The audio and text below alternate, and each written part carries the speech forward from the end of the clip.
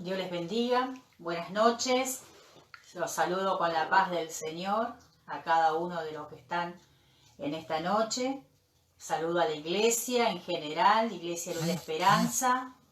Saludo también a la iglesia Aposento Alto de allí, Entre Ríos, de la ciudad de Santa Elena. Saludamos a la congregación, al ministerio de este lugar. Y bueno, y como siempre, a los pastores, nuestros padres espirituales, Hilda y Héctor Paiva, los pastores fundadores de ambas iglesias. Los saludamos con la paz del Señor a ellos y bueno, y al ministerio de este lugar. Y bueno, hermanos, saludamos a cada uno de los que hoy se están conectándose ya en este momento, los que fueron primeros en conectarse. Los bendecimos en esta noche. Bendecimos al que se va a conectar a continuación y bueno, y como siempre decimos, el que mira la repetición, al otro día o en algún momento del día, de la noche, lo bendecimos desde aquí. Y hoy, bueno, tenemos este estudio que tanto estábamos esperando sobre el rapto de la iglesia. Ese gran día, ese día glorioso. Así que hermano, esté atento, tomando su Biblia, papel, lápiz, y tome nota usted. Usted tome nota de cada versículo que vamos a citar, para que usted después pueda ir, por si algo no entiende, usted puede ir a la Biblia con las citas bíblicas que hemos dado, usted busca tranquilo, y usted pueda ver que es verdadero lo que estamos diciendo, Así que Dios le bendiga y esté atento en esta hora. Luis, saluda a la iglesia. Dios le bendiga, queridos hermanos. Estábamos un poco improvisando porque no tenemos hoy nadie que nos filme, a que sí estuvimos poniendo los deditos y bueno, sepan disculpar si por ahí tenemos algunos errores. Bueno, llegó el día del estudio. Hoy vamos a tener el rapto de la iglesia, que es un tema muy apasionante, que no sé en cuántas partes lo vamos a dar, pero va a estar muy emocionante esto, para poner fundamento y para poner un poco de cimiento a este estudio que es para la iglesia Luz de Esperanza, Aposento Alto, y bueno, y para todos aquellos amigos y hermanos también que nos estén viendo o nos van a ver luego. Biblia en mano, y el fundamento tiene que ser la Biblia. Amén. No estamos diciendo que tenemos la verdad, solamente que la palabra de Dios se interpreta a sí misma, que sí, usted lo puede corroborar con su Biblia y a través del Espíritu Santo. El Espíritu Santo siempre nos trae convicción, ¿no? Entonces, vamos a comenzar esto que es el rapto, poniendo un poquito de fundamento a esto que el rapto de la iglesia. Muchos dicen el rapto de la iglesia, yo quiero irme en el rapto, yo quiero saber del rapto, qué va a pasar en el rapto, pero debemos saber en el rapto quiénes van a participar del rapto, quién es el que va a participar del rapto, cómo se llama eso que el Señor Jesucristo viene a buscar, o a quién viene a buscar nuestro Señor Jesucristo. Entonces, aquí vamos a poner un poquito de fundamento. A que sí, hermano, esté atento con su lápiz, si quiere, su Biblia en mano, y allí compartiendo en este día. Bueno, ya se han conectado algunos hermanos. Rocío Iñiguez, que Dios le bendiga. Tami, Dios te bendiga. Y también nuestra hermana Betty. Gisela Retamoso, nuestra hermana Vero Rodas, Estefi Alarcón, Rivas, Vero Rivas también. Bueno, Estela, yo creo que ya podemos iniciar. Se van a ir enganchando algunos hermanos, A que sí vamos a... Este tema es un tema muy, muy apasionante, un tema muy apasionante. Y para poner un poquito de base bíblica, vamos a leer, Estela, allí un versículo para empezar a poner algunos fundamentos bíblicos. Bueno, vaya abriendo su Biblia en Mateos capítulo 24, verso 6, y lo leemos juntos. Dice, y oiréis de guerras y rumores de guerras, mirad que no os turbéis, porque es necesario que todo esto acontezca, pero aún no es el fin, porque se levantarán nación contra nación y reino contra reino, y habrá hambre y pestilencias y terremotos en muchos lugares. Y todo esto será principio de dolores, Luis. Y esto estaba, Jesucristo le estaba diciendo a sus discípulos, él estaba sentado allí en el monte de los olivos, y los discípulos se acercaron aparte diciendo, dinos. Ellos también querían saber, cosas, ¿no? Y le preguntaron al Señor, dinos de las señales antes del fin del siglo, antes del fin de los tiempos. Bueno, es para empezar a poner un poquito de base bíblica allí, porque también como nosotros queremos saber muchas cosas, los discípulos también empezaron a preguntar. Pero debemos definir, Estela, también la definición de la iglesia. La iglesia, Cristo viene, ¿por quién viene Cristo? Por la iglesia. Ese es el fundamento. Cristo viene por la iglesia. Dentro de la iglesia entonces sí estamos nosotros. Vamos a ir desmenuzando un poquito esto, pero Estela nos va a leer como a manera de introducción. Bueno, leemos la introducción. Dice, la iglesia invisible o universal está compuesta de todos los verdaderos creyentes, aun cuando la iglesia visible local puede estar compuesta de ambos, creyentes y no creyentes. Dice la definición de la iglesia invisible. Una clara definición de lo que la iglesia invisible constituye puede ser deducida de 5 pasajes de la Escritura. El claro entendimiento de esto nos dejará saber quién tendrá parte en el rapto. Dice el primer pasaje que se encuentra en Colosenses 1:18. Lo leo, 1:18. Sí, 1:18. Epístola de los Colosenses dice, capítulo 1, verso 18, dice, y Él es la cabeza del cuerpo, que es la iglesia, el que es el principio, el primogénito de entre los muertos, para que en todo tenga preeminencia. Y Él es la cabeza del cuerpo, que es la iglesia. O sea que la iglesia nos está diciendo que es el cuerpo de Jesucristo. Jesucristo es la cabeza y la iglesia es el cuerpo. Así es. Bueno, y vamos por el segundo pasaje de la composición de su cuerpo. Se encuentra en Efesios, capítulo 2, es el segundo pasaje de la composición de su cuerpo, la iglesia. ¿Cuánto, Estela? 2:11 al 16. En el título dice la Reina Valera, reconciliación por medio de la cruz. Por tanto, acordaos de que en otro tiempo vosotros, los gentiles, en cuanto a la carne, eran llamados incircuncisión por la llamada circuncisión hecha con mano de carne. Con mano en la carne, perdón. En aquel tiempo estabais sin Cristo, alejados de la ciudadanía de Israel y ajenos a los pactos de la promesa, sin esperanza, sin Dios en el mundo.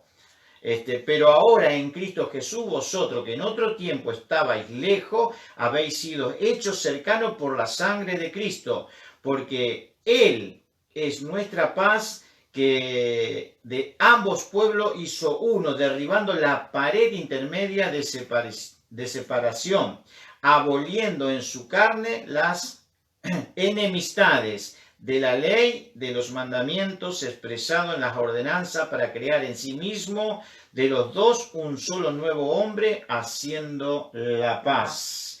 Y mediante la cruz reconciliar con Dios a ambos en un solo cuerpo, matando en ella las enemistades. O sea que Jesucristo, para hacernos partícipe del cuerpo de Él, vino, murió en la cruz del Calvario y allí abolió la ley. Entonces, ya en otros tiempos dice que éramos gentiles, apartados, sin esperanza, sin Dios. Pero a través de la cruz del Calvario y de la muerte de Jesucristo, fuimos llamados a reconciliación. O sea que nos empezamos a unir al pueblo de Dios, al pueblo judío. Así es. Muy lindo. Bueno, la iglesia, el cuerpo del Mesías, está formada de una combinación de judíos y gentiles, lo que vos decías, unidos por la fe en Yeshua, Jesús. Este pasaje deja bien claro que no hay tal cosa como una iglesia gentil y una iglesia judía. Antes de la muerte del Mesías había dos entidades, los judíos y los gentiles, pero ahora hay una tercera entidad, la del nuevo hombre, que se define como un cuerpo.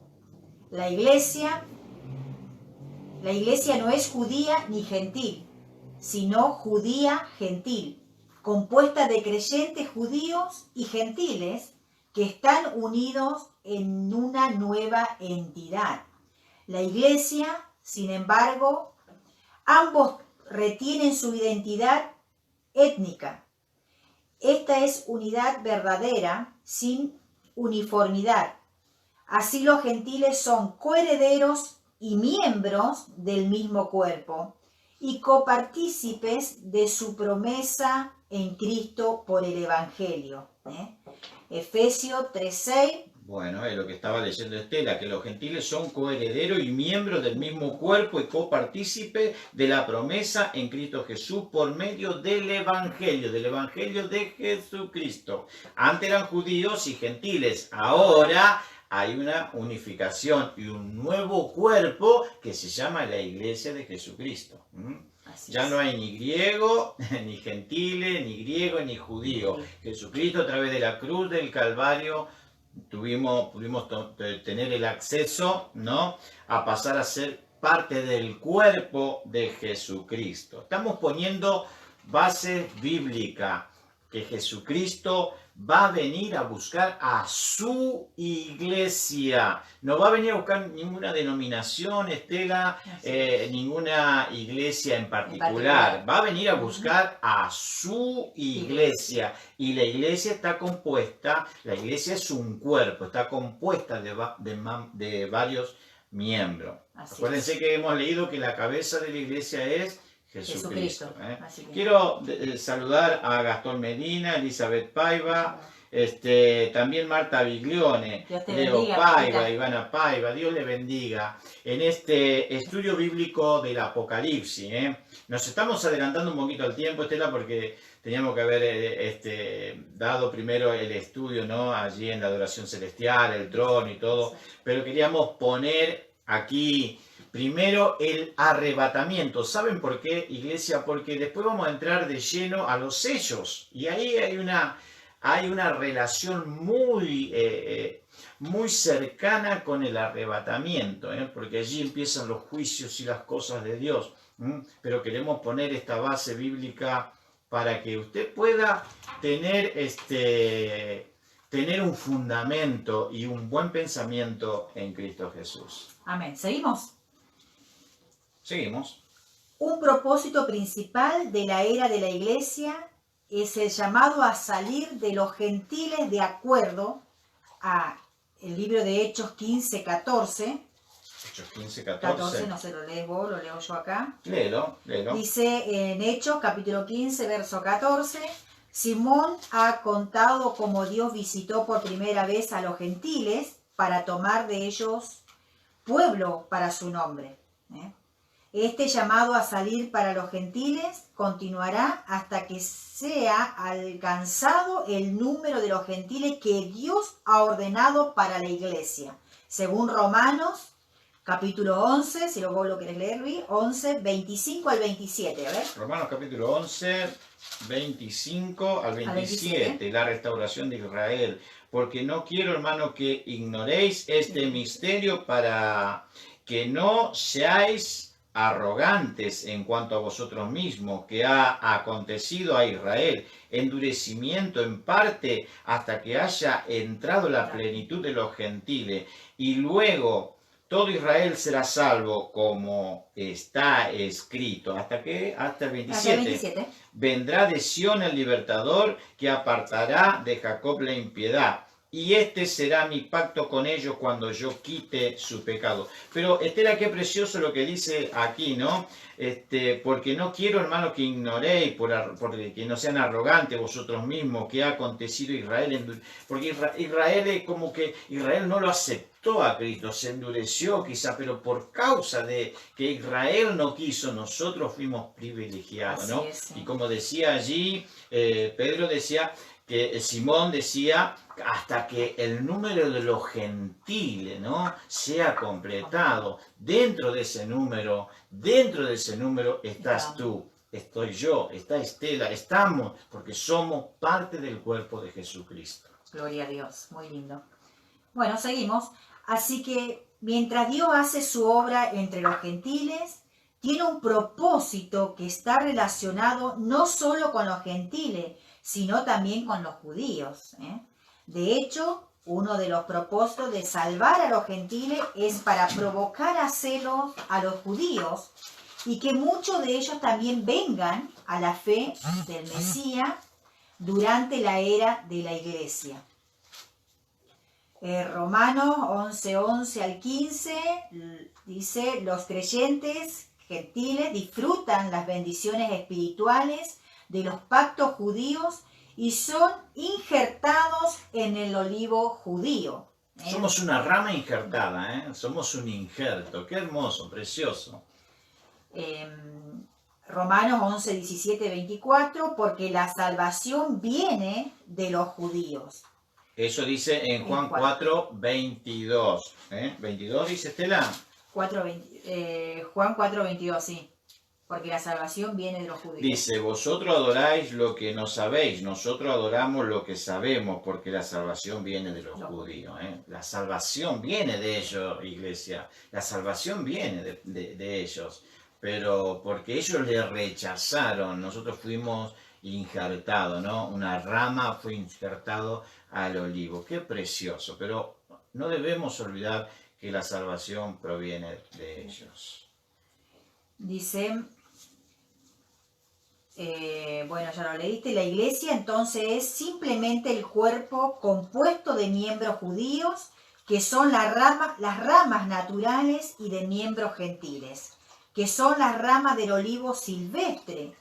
Estas dos entidades están unidas por la fe en el Mesías. La manera en que uno entra en este cuerpo es explicada en el tercer pasaje, que es 1 Corintios 12, verso 13. 1 Corintios capítulo 12, verso 13. Verso 13. Dice así la palabra de Dios, porque por un solo espíritu fuimos todos bautizados en un cuerpo, sean judíos y griegos, sean esclavos libres, y todos se nos dio a beber del mismo espíritu. Qué precioso, porque por un solo espíritu fuimos todos bautizados en un solo cuerpo, sean judíos o sean griegos, sean esclavos o sean libres. Qué precioso, ¿eh? Así es. Estamos poniendo base bíblica del cuerpo de Jesucristo, que es la iglesia, la que espera al Señor Jesús. La iglesia es el cuerpo del Mesías, que está compuesto de creyentes judíos y gentiles, y la entrada a este cuerpo es por el bautismo del Espíritu. Cada creyente es miembro del cuerpo por la virtud del bautismo por el Espíritu. Todo creyente es miembro del cuerpo por haber sido bautizado por el Espíritu Santo, hecho que toma lugar en el momento en que uno cree y es salvo. El saber cómo uno viene a ser miembro del cuerpo del Mesías ayuda a saber cuándo comenzó la iglesia. Esto es muy importante para entender quién formará parte del rapto. ¿Quién formará parte del rapto? Esta es la gran pregunta, ¿no? Muchos dicen, ¿quiénes van a ser arrebatados? No, ¿quién va a ser partícipe del rapto? ¿Quiénes vamos a ser partícipe del rapto? Y partícipe del rapto va a ser la iglesia de Jesucristo, la iglesia de nuestro Señor Jesucristo. Espera, seguimos. Aquí. En el cuarto pasaje al usar el tiempo futuro, indica que el bautismo del Espíritu era algo aún por venir, como lo dice en Hechos 1:5. Hechos capítulo 1, verso 5, Porque Juan ciertamente bautizó con agua, mas vosotros seréis bautizados con el Espíritu Santo dentro de no muchos días. Era una promesa, ya se destellaba la promesa del Espíritu Santo, Ya se destellaba esa promesa del Espíritu Santo que iba a venir a nosotros. Así es. La primera ocasión que el término iglesia fue usado está en Mateos 16:18, capítulo 16, verso 18. Mateo, capítulo 16. Tenga su Biblia allí y Mateo, capítulo 16. Sí, es la primera vez donde fue usado el término iglesia. Capítulo 16, verso 18. Y yo también te digo que tú eres Pedro, y sobre esta roca edificaré mi iglesia, y las puertas del Hades no prevalecerán contra ella. Le estaba diciendo, y edificaré. A futuro, cuando estaba Cristo, todavía no había iglesia. No existía el cuerpo, porque estaba Cristo, y le estaba diciendo, en un futuro, edificaré. Voy a hacerlo. Así es. Bueno, edificaré mi iglesia. La iglesia no existía en el Antiguo Testamento, tampoco existía durante el tiempo de la historia de los evangélicos. Si el bautismo del Espíritu era futuro para Hechos 1:5, no sé si lo querés leer, Hechos 1:5. Lo leímos, ya lo habíamos leído, claro. Hechos 1:5. Sí, porque Juan a la verdad bautizó en agua, mas vosotros seréis bautizados en el Espíritu Santo, no muchos días después de esto. Bueno, la pregunta es, ¿cuándo comenzó? Generalmente se está de acuerdo en que el bautismo del Espíritu Santo comenzó en el Pentecostés. Lo habla en Hechos 2. En Hechos 2, sí. Pero esto no se puede probar usando solo Hechos 2. Porque este capítulo no dice nada acerca del bautismo del Espíritu. Sin embargo, nos queda claro que el bautismo del Espíritu comenzó en Hechos 2 al leer un quinto pasaje. A ver. Hechos 11:15. Hechos capítulo 11.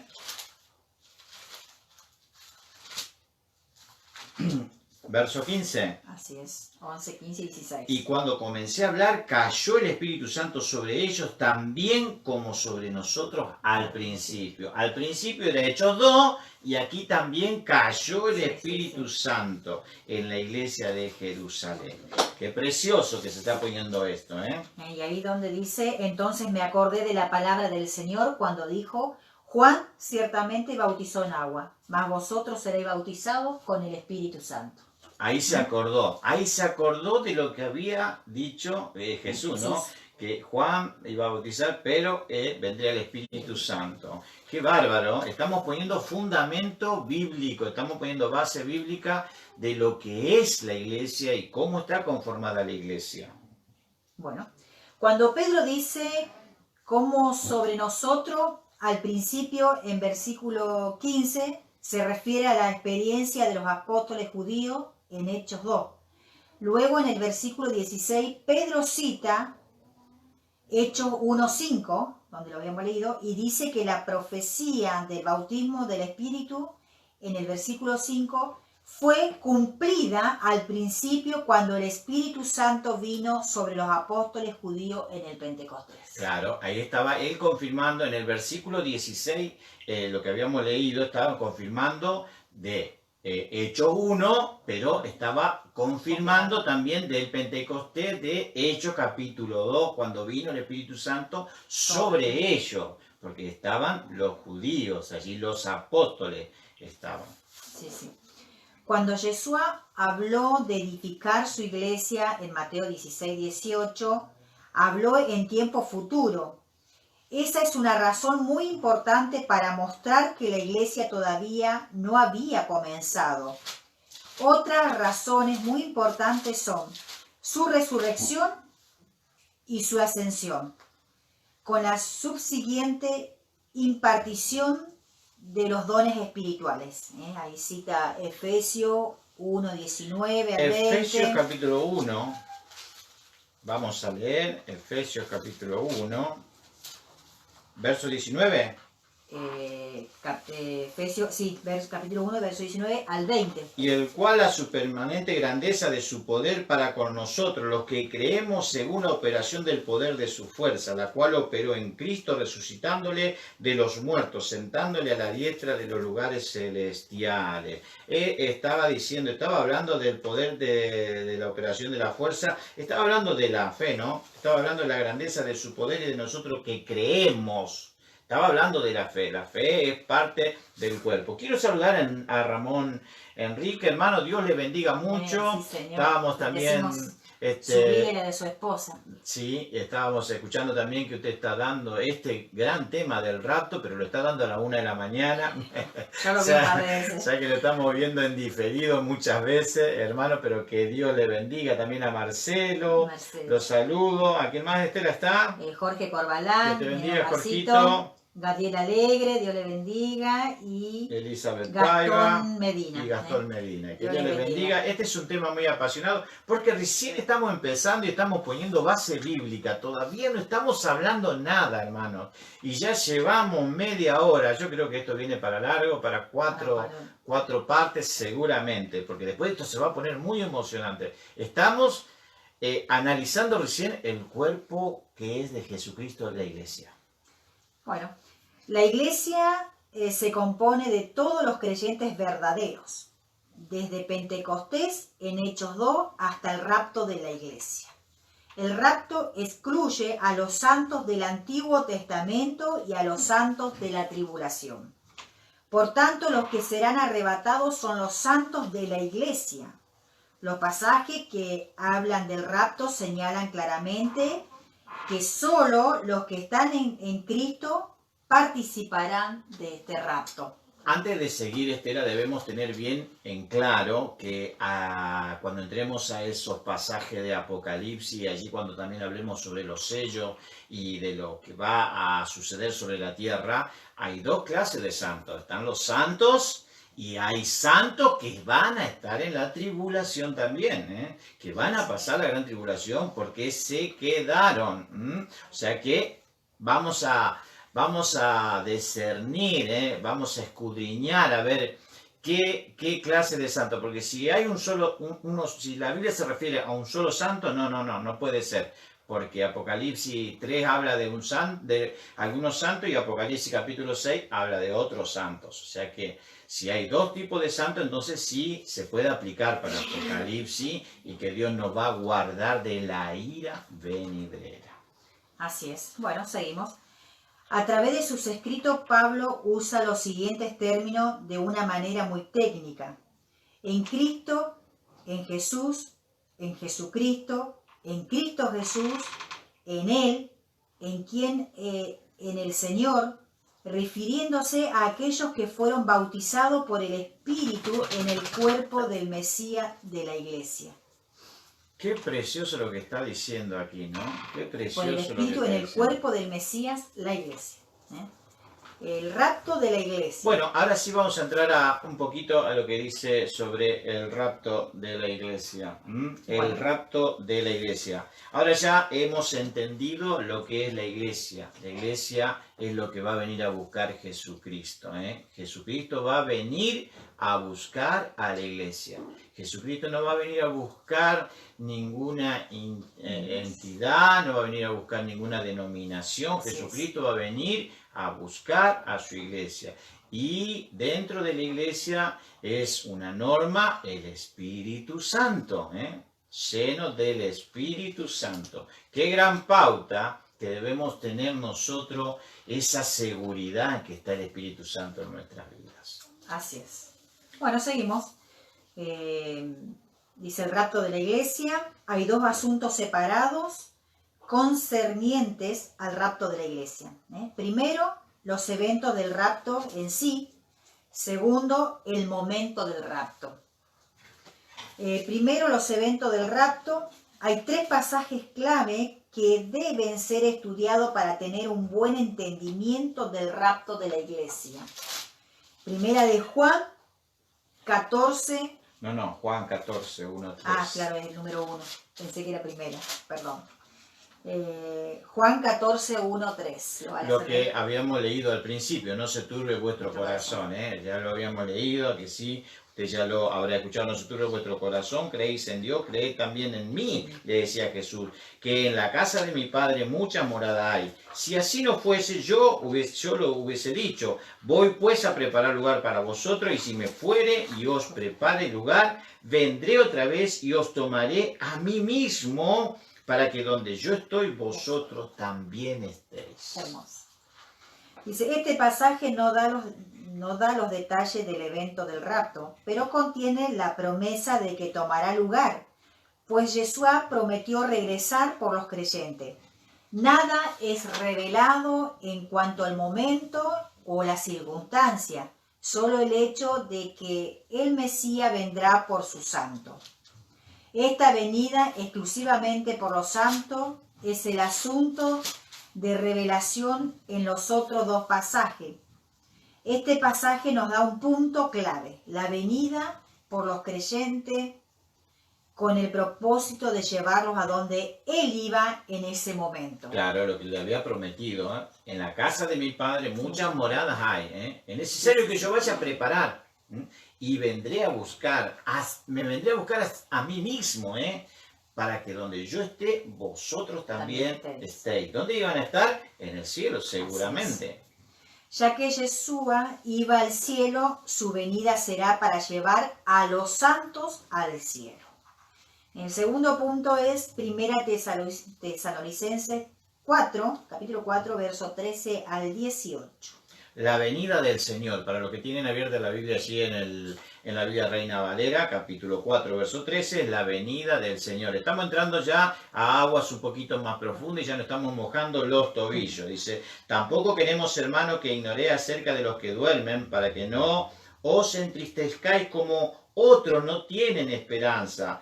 Porque si creemos que Jesús murió y resucitó, así también traerá Dios con Jesús a los que durmieron con él. ¿Hasta el 17? Hasta el 18. Hasta el 18. Por lo cual os decimos esto en palabra del Señor, que nosotros que vivimos, que habremos quedado hasta la venida del Señor, no pereceremos a los que durmieron. Porque el Señor mismo, escucha iglesia, con voz de mando, con voz de arcángel y con trompeta de Dios descenderá del cielo, y los muertos en Cristo resucitarán primero. Luego nosotros, los que vivimos, los que hayamos quedado, seremos arrebatados juntamente con ellos en las nubes para recibir al Señor en el aire, y así estaremos siempre con el Señor. Por tanto, alentaos unos a otros con estas palabras.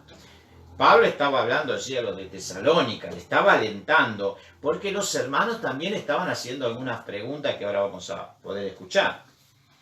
Los creyentes que aún estaban vivos sabían que venía un rapto, pero no entendían de qué manera. Los santos que ya habían muerto formarían parte del rapto, así que algunos pensaban que solo los creyentes en vida disfrutarían los beneficios del rapto y no los creyentes que ya habían muerto. La pregunta se levantó porque algunos creyentes recién habían fallecido y sus seres amados que todavía vivían estaban desalentados, no sabiendo cuál sería el futuro de ellos. Aparentemente, mientras Pablo estaba con ellos, les enseñó algunas verdades acerca del rapto en relación a los creyentes que estaban vivos, pero no en relación a los creyentes que ya habían muerto. En referencia a la muerte de los creyentes, Pablo utiliza el término dormido. Cuando se utiliza esta palabra como sinónimo de muerto, es utilizada solo para el creyente, nunca para el no creyente. Así la Biblia ve la muerte del creyente como una suspensión temporal de actividades físicas, hasta que el creyente sea despertado en el rapto, así como el dormir físicamente es una suspensión temporal de actividad física hasta que uno despierta, pero no es una suspensión de actividad mental. Así la muerte es una suspensión temporal de actividad física, hasta que uno despierta en la resurrección.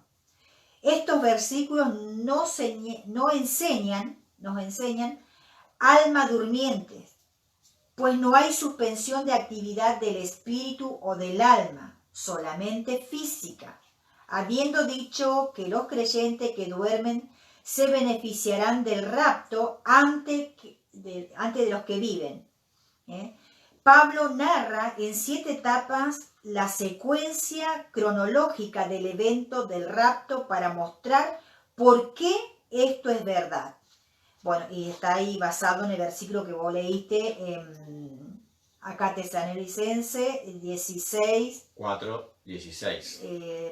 Claro, 4, 16 y 17, porque el Señor mismo, con vos, eso es lo que vos leíste recién. Así que primero el Señor mismo descenderá del cielo. En algún momento futuro el Mesías vendrá del cielo, de los cielos, y descenderá al cielo atmosférico. Claro, es lo que Pablo le estaba queriendo transmitir a los hermanos de Tesalónica en ese momento, porque estaban preocupados porque habían muerto, fallecido, ¿no? Y bueno, ya Cristo había muerto y resucitado, o sea que la iglesia ya estaba en marcha, ya la iglesia ya estaba formándose, estaba creciendo. Entonces los hermanos decían, ¿cómo puede ser? Va a venir Jesucristo, va a venir Cristo, y los que murieron, ¿qué va a pasar? No, estaban preocupados. Entonces Pablo le decía allí en el verso 16, 17, dice, porque el Señor mismo con voz de mando, con voz de arcángel y con trompeta de Dios descenderá del cielo, y los muertos en Cristo resucitarán primero. Luego nosotros, le decía, los que vivimos, los que hayamos quedado, seremos arrebatados juntamente con ellos en la nube para recibir al Señor en los aires, y así estaremos siempre con el Señor. Y entonces Pablo le daba una palabra de aliento. Por tanto, alentaos los unos a los otros con estas palabras, que hay esperanza. Pablo no decía que estaban muertos, sino que Pablo decía duermen, duermen. Nosotros cuando morimos no vamos a decir está muerto, sino está dormido, esperando que ser transformado, esperando la venida de nuestro Señor Jesucristo. Así es, muy lindo. Segundo, con aclamación. La palabra griega keleuma usada aquí es la de un comandante militar que viene del comando central, como una orden del comandante en jefe. Un día el comandante en jefe vendrá de su comando central celestial y dará una orden, un mandato para que la resurrección de los creyentes tome lugar. Qué hermoso, ¿no? Con trompeta de Dios, Porque el Señor nosotros vivimos. Qué precioso lo que está diciendo. Tercero, con voz de arcángel.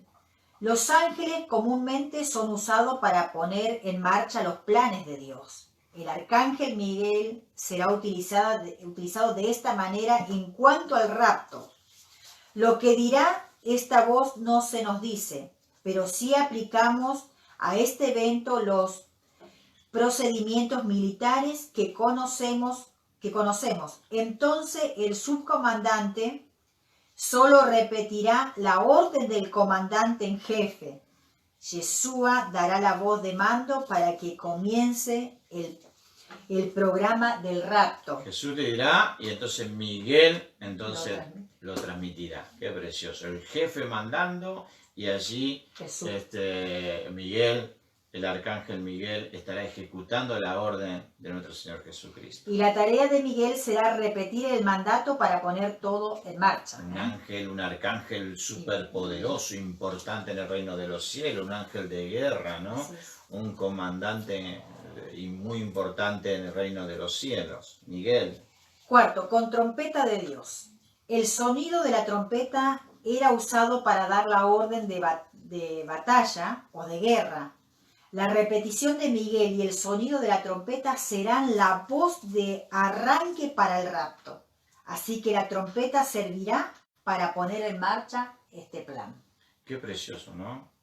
La verdad que sí. La verdad que es algo impresionante. Ya estamos entrando en la parte del rapto, cómo sucederán los eventos. Estamos empezando allí a desmenuzar el asunto. Quinto, los muertos en Cristo resucitarán primero. Esta es la resurrección de los santos que han muerto. La razón por la que ellos no se perderán los beneficios del rapto es porque ellos serán los primeros en disfrutarlos. La expresión en Cristo limita la resurrección del tiempo del rapto a aquellos que fueron bautizados por el Espíritu Santo en el cuerpo del Mesías. La Iglesia, así la resurrección de los santos que han muerto, está limitada solo a los santos de la Iglesia. Los santos del Antiguo Testamento serán resucitados en un tiempo después, de acuerdo al programa profético de Dios. Bueno, ahí hay otro estudio bíblico, ¿no? Porque el rapto solamente está para los que murieron de Cristo hacia adelante, ¿no? Los otros, claro, parte de la gracia cuando se inició la iglesia.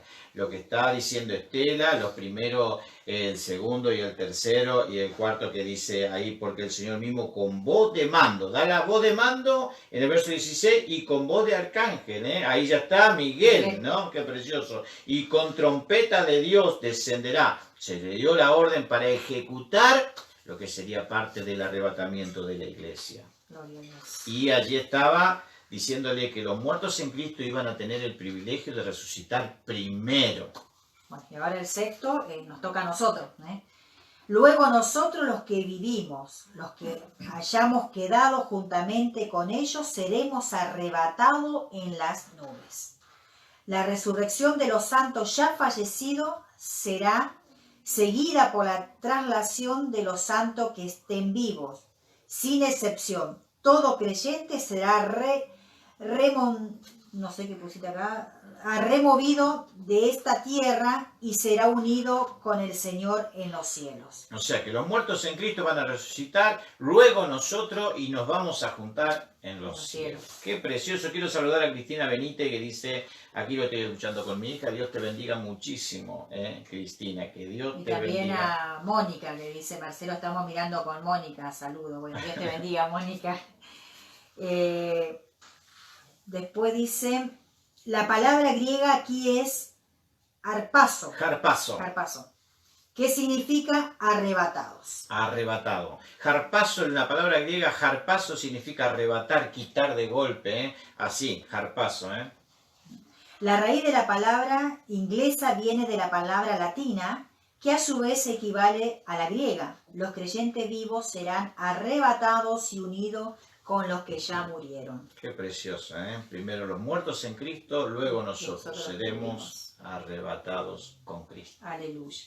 La séptima etapa será para recibir al Señor en el aire. Y así... Bueno, habíamos quedado un pequeño inconveniente con mi celular que estábamos grabando, así que bueno, hermano, seguimos un poquito más con este tema del rapto. Nos habíamos quedado allí donde la palabra griega aquí significa harpazo, que significa arrebatados. La raíz de la palabra inglesa viene de la palabra latina, que a su vez equivale a la griega. Los creyentes vivos serán arrebatados y unidos con los que ya murieron. La séptima etapa será para recibir al Señor en el aire, y así estaremos siempre con el Señor. El paso final en el evento del rapto será que los creyentes resucitados y los trasladados vivos, ambos recibirán al Señor en el aire. Enseguida viene la garantía de que los creyentes vivos que se reunirán con Él en el aire permanecerán con Cristo y regresarán con Él al cielo. Cumpliéndose así la promesa de Juan 14:1-3. Este pasaje tampoco nos dice el momento del rapto, solo nos da la secuencia cronológica de cómo acontecerán los eventos del rapto. Así que Pablo consuela a los entristecidos creyentes con la verdad de que los muertos en Cristo no se perderán los beneficios del rapto. De hecho, ellos serán los primeros en disfrutarlos. Dice en el versículo 18, por tanto, consolaos unos a otros con estas palabras. Claro, porque Pablo acá estaba diciendo, y la Biblia está hablando de cómo será más o menos, o cómo será, ¿no? El rapto, porque ahí en Juan 14 dice, no se turbe vuestro corazón, ni creed en Dios, creed también en mí, decía Jesús, en la casa de mi Padre, o sea que estaba diciendo que él iba y volvía y iba a levantar a sí mismo, a su cuerpo, ¿no? Y entonces como los hermanos estaban preocupados por lo que habían muerto allí primero, antes que ellos, Pablo le está diciendo consolaos con estas palabras, porque ellos resucitarán primero, luego nosotros. Primera de Corintios 15, 50, 50 hasta el 58. Dice, el tercer pasaje trata con el cambio de naturaleza del cuerpo. El versículo 50 declara la necesidad de este cambio en los creyentes vivos que serán arrebatados y en los santos resucitados. Pero esto digo, hermanos, que la carne y la sangre no pueden heredar el reino de Dios, ni la corrupción heredará incorrupción. Y aquí os digo un misterio, decía Pablo. No todos dormiremos, pero todos seremos transformados. En un momento, en un abrir y cerrar de ojos, a la final trompeta, porque se tocará la trompeta. Y los muertos serán resucitados incorruptibles, y nosotros seremos transformados, dice, porque es necesario que esto corruptible se vista de incorrupción y esto mortal se vista de inmortalidad. Cuando esto corruptible se haya vestido de incorrupción y esto mortal se haya vestido de inmortalidad, entonces se cumplirá la palabra que está escrita: sordida es la muerte en victoria. ¿Dónde está, oh muerte, tu aguijón? ¿Dónde, oh sepulcro, tu victoria? Y que el aguijón de la muerte es el pecado y el poder del pecado es la ley. Y el verso 58, así que hermanos míos, amados, estad firme y constante y creciendo en la obra del Señor siempre, sabiendo que vuestro trabajo en el Señor no es en vano. Pero digo, hermano, que la carne y la sangre no pueden heredar el reino de Dios. O sea que en el momento del rapto, en ese abrir y cerrar de ojos, seremos transformados. Esto corruptible se va a transformar en incorruptible. Esto mortal en inmortal. Qué precioso cuerpo que vamos a tener. Una transformación. El contexto de esta palabra se encuentra en Génesis capítulo 2, 17. Pero del árbol del conocimiento del bien y del mal no comerás, porque el día que de él comiereis, ciertamente morirás. Y más aún en Génesis 3, 17 a 19, y al hombre dijo, por cuanto obedeciste a la voz de tu esposa y comiste del árbol de que te mandé, diciendo, no comerás de él, maldita será la tierra por tu causa, con dolor comerás de ella todos los días de tu vida. Espinos y cardo te producirá y comerás planta del campo. Con el sudor de tu rostro comerás el pan hasta que vuelvas a la tierra, porque de ella fuiste tomado. Pues polvo eres y al polvo volverás. Por causa del pecado, el hombre está sujeto a corrupción y mortalidad. Todos los hombres por imputación son vistos como culpables de participar del pecado de Adán, según Romanos capítulo 5, verso 12 al 14. Capítulo 5 de Romanos, verso 12, por tanto, como el pecado entró en el mundo por un hombre y por el pecado la muerte, así la muerte pasó a todos los hombres por cuanto todos pecaron. Pues antes de la ley había pecado en el mundo, pero donde no hay ley no se inculpa el pecado. No obstante, reinó la muerte desde Adán hasta Moisés, aún en lo que no pecaron, en la manera de la transgresión de Adán, el cual es figura del que había de venir. Qué bárbaro. Cuando, no sé cómo habrá sido el cuerpo de Adán, pero entró la muerte, entró el pecado, entró la muerte en él, que entró la maldad, se corrompió ese cuerpo, ¿no? O sea que nosotros para heredar el reino de los cielos debemos ser transformados, pasar de muerte a vida. Amén. El hombre vive bajo sentencia de muerte, en tanto que su cuerpo esté sujeto a corrupción y mortalidad. La naturaleza pecaminosa está en él, y los resultados del pecado son evidentes en la muerte de su cuerpo. Este cuerpo que está sujeto al pecado, muerte y corrupción, no puede entrar a un estado eterno.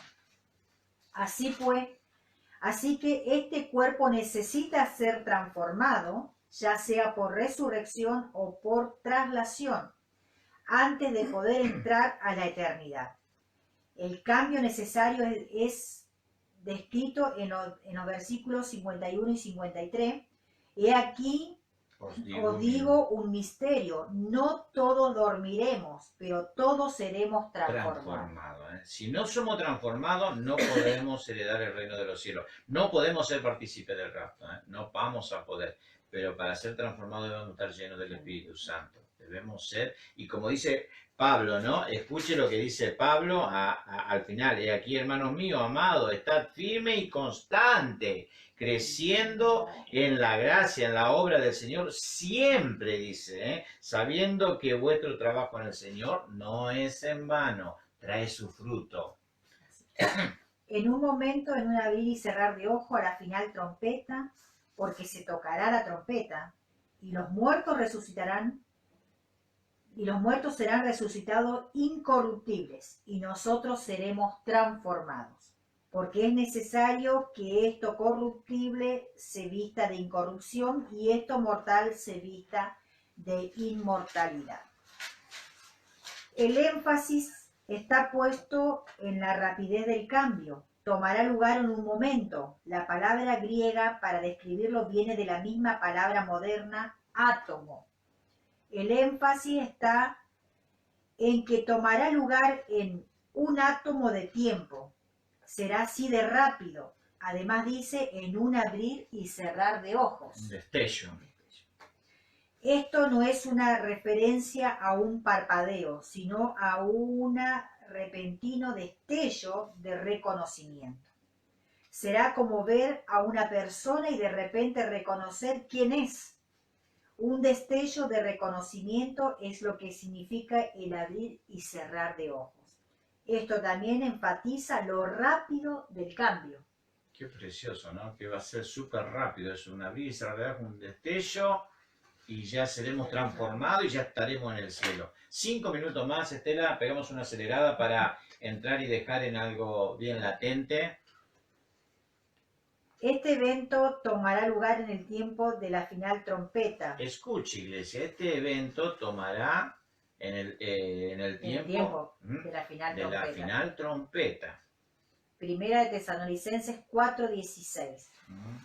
Bueno, ya lo habíamos leído, porque el Señor mismo con voz de mando y con trompeta de Dios, con voz de arcángel y con trompeta de Dios, descenderá del cielo y los muertos en Cristo resucitarán primero. Es lo que Pablo le estaba enseñando a los hermanos de Tesalónica, a los tesalonicenses.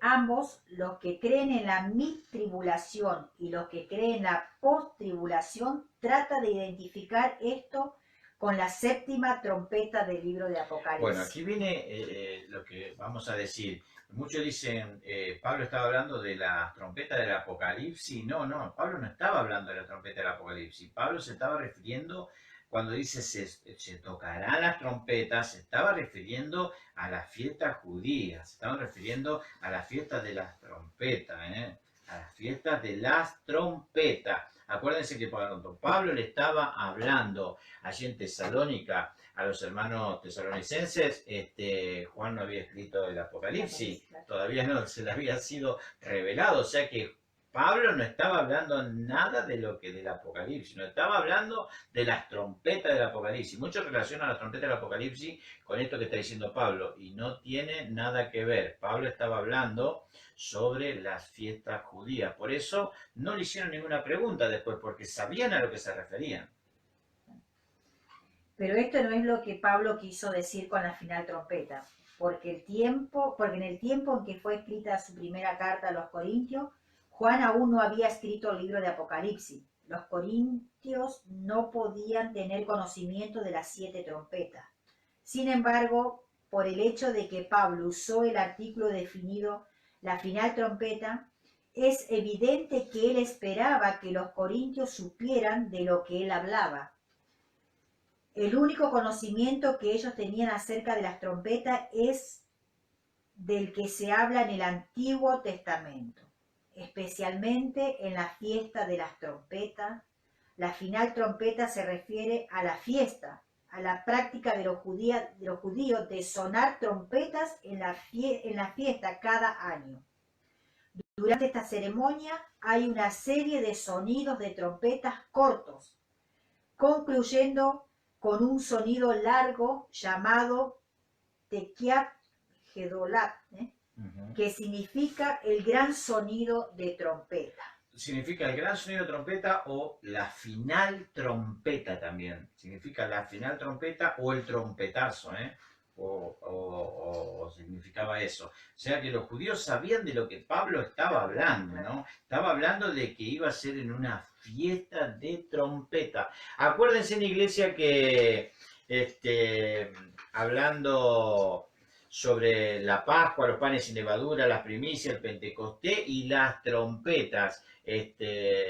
5 temas bíblicos muy importantes, ¿no? Que después viene el día de la expiación y los tabernáculos. Algún día estaremos hablando sobre esos estudios bíblicos de lo que se refería también allí Jesucristo, ¿no? Y la fiesta simbólica de los judíos. Pegamos una aceleradita, Estela, y ya vamos terminando y dejando el pálpito para, puede ser el día lunes o la semana que viene. Así que no nos dice nada acerca del momento en que sucederá el rapto de la iglesia, solo que cuando éste tome lugar se cumplirá la fiesta de las trompetas. Esta trompeta es la misma trompeta de Dios encontrada en 1 Tesalonicenses 4:16, lo que habíamos leído. En este pasaje, el sonido de la trompeta, los santos que han muerto serán resucitados incorruptibles y los santos vivientes serán transformados. Así, en el versículo 53, el problema de corrupción que mantiene a los cuerpos muertos fuera del cielo será solucionado a través de la resurrección y vendrán a ser incorruptibles. El mortal, el que esté con vida, se vestirá de inmortalidad por la traslación. No hay mucha revelación acerca de la naturaleza de este cuerpo glorificado, pero muchas cosas son dichas respecto a ella. Lo que claramente es revelado acerca del cuerpo resucitado lo encontramos en 1 Corintios capítulo 15, verso 35 al 49. Lo leemos, o 1 Corintios capítulo 15. Versículo 35. Verso 35. Dice, Corintios. pero dirá alguno, ¿cómo resucitarán los muertos? ¿Con qué cuerpo vendrán?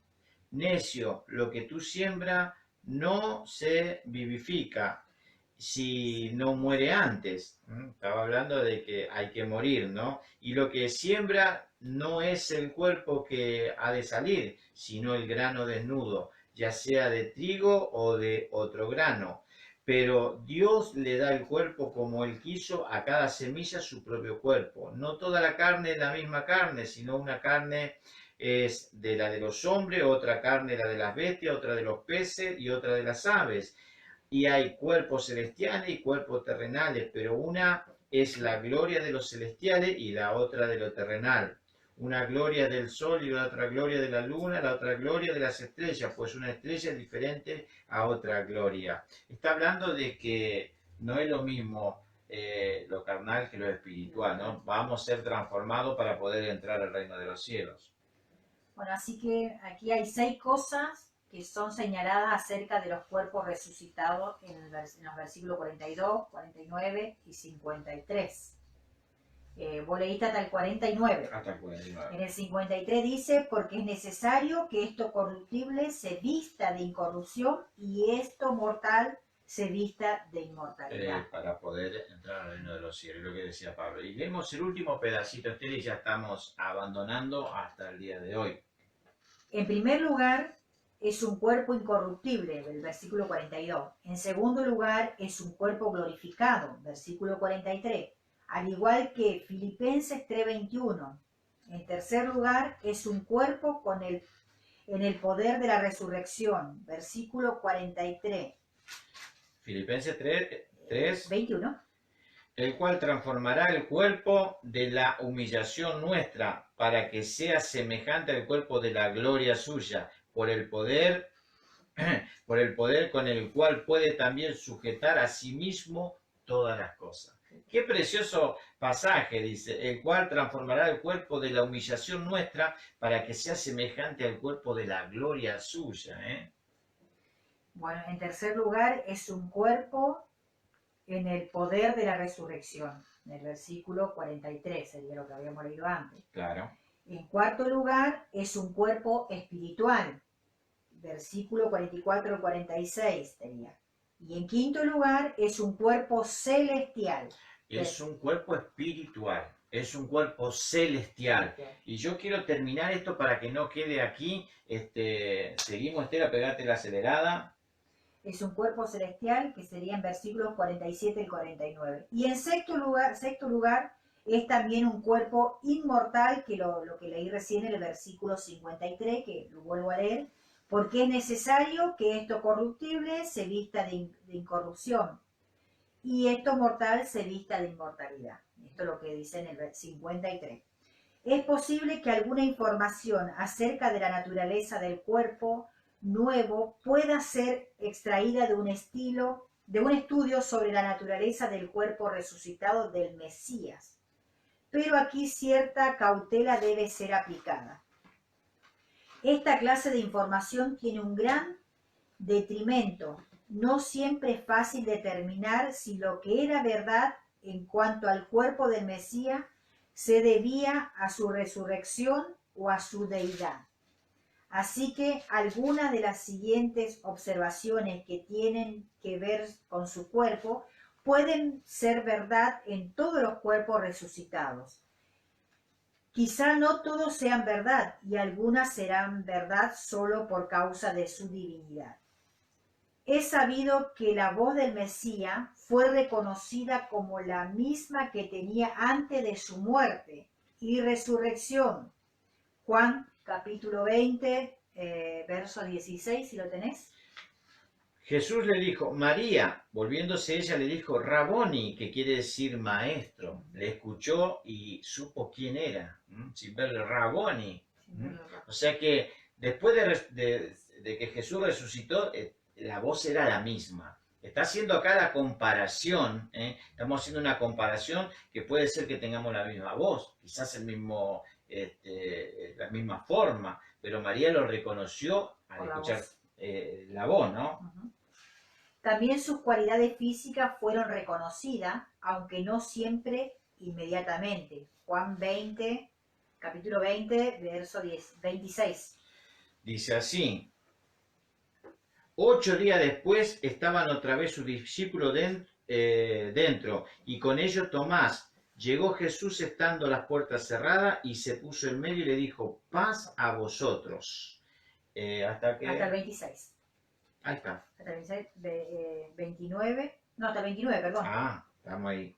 Luego dijo Tomás, pon aquí tu dedo, mira mis manos y acerca tu mano y métela en mi costado. Y no seas incrédulo, sino creyente. Entonces Tomás respondió y le dijo, Señor mío y Dios mío. Jesús le dijo, porque me has visto, Tomás, creíste, bienaventurados los que no vieron y creyeron. Porque me has visto. O sea que lo vio y lo reconoció que era Jesús.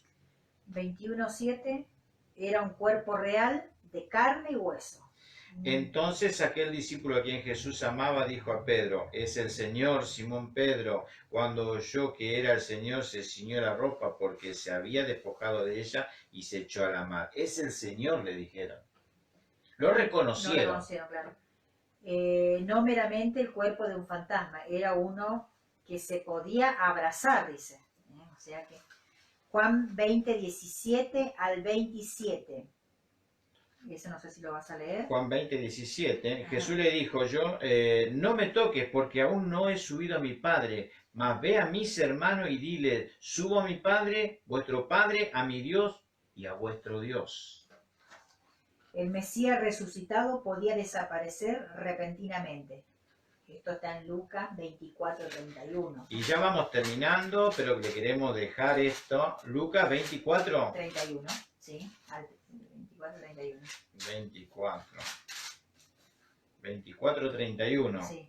Dice, entonces le fueron abiertos los ojos y le reconocieron, mas él se desapareció de su vista. O sea que le abrieron los ojos, lo vieron y lo reconocieron a Jesús. Y Jesús dice que desapareció. Qué cuerpo, ¿no? Que desaparecía, entraba con las puertas cerradas. Pero también vamos a ver que Jesús podía comer, que Jesús podía compartir también. O sea que ya estamos cerrando aquí, Estela. Y pasar a través de las paredes, Juan 20:19. Era un cuerpo que podía ingerir alimentos, Lucas capítulo 24, verso 41 al Ahí 43. vamos a leer. Podía ingerir alimentos. Lucas, ¿cuánto? 24, verso 41 al 43. Y como todavía ellos de gozo no lo creían y estaban maravillados, le dijo, ¿tenéis aquí algo de comer? Estaba hablando Jesús. Entonces le dijeron, parte de un pez asado y un panal de miel. Y él, dice, lo tomó y comió delante de ellos. Y le dijo, estas son las palabras que os hablé, estando aún con vosotros, que era necesario que se cumpliese todo lo que está escrito de mí en la ley de Moisés, en los profetas y en los salmos. Entonces, dice, les abrió el entendimiento para que les comprendiesen las escrituras. Qué precioso, Estela. Y terminamos. Muchos de estos factores quizás sean verdad para todos los cuerpos resucitados, pero si todas estas cosas sean verdad en cuanto a los cuerpos de todos los creyentes, no lo sabremos sino hasta que el rapto haya tomado lugar. No lo sabremos. Vamos a ver allá. Que el rapto haya tomado lugar. El cuerpo de Jesús podía comer, podía entrar a las habitaciones, desaparecer. Quizás tengamos ese cuerpo, quizás no lo sabemos hasta ese día. Pero sí tenemos que tener una condición, ¿no? Estar trabajando para el Señor, tener la convicción de que vamos a ser salvos y ser llenos del Espíritu Santo y ser partícipe y miembro del cuerpo de la iglesia de Jesucristo. Jesucristo va a venir a buscar en la iglesia. Y recién estamos entrando en la parte de lo que es el rapto. Entonces pusimos fundamento de qué es la iglesia, cómo se inició la iglesia, quién compone la iglesia, judíos y griegos, por causa de que los judíos no le aceptaron, nosotros fuimos injertados en el olivo como una rama silvestre, ¿no? Y allí empezó el tema de la iglesia empezó allí con el bautismo del Espíritu Santo en el Pentecostés, Hechos capítulo 2, pero después en el capítulo allí 15, más adelante Pedro confirma, allí lo que habla Juan 1, confirma lo que habla Hechos en el Pentecostés, confirma que también son bautizados con el Espíritu Santo los gentiles. Allí empieza a unificarse la iglesia. Y entonces Pablo le habla allí a los corintios y los alienta, porque ellos ya lo esperaban el Señor Jesucristo. Nosotros hace más de 2000 años que estamos esperando y todavía somos parte de la generación del rapto.